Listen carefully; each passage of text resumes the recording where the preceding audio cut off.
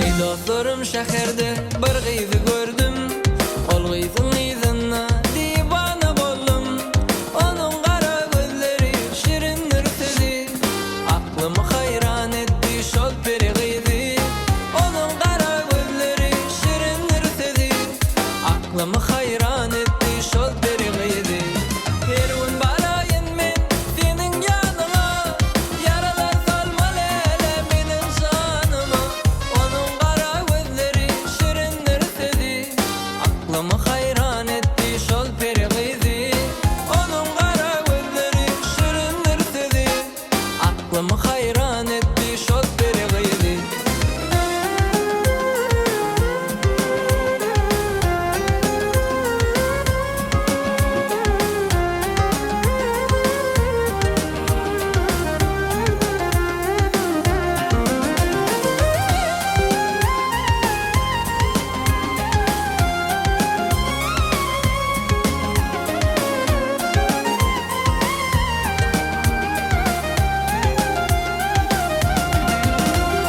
Benim gülüm ovadan öde ay peri.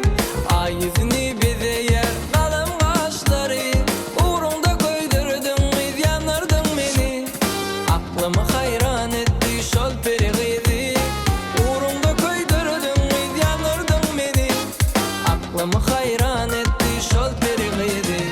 Her gün barayyn men seniň ýanyňa. Yaralar salmaly ele meniň şanyma. Onuň gara gözleri şirindir sezi. Aklymy hayran etdi şol peri gyzy. Onuň gara gözleri şirindir sezi. Aklymy hayran etdi şol peri gyzy.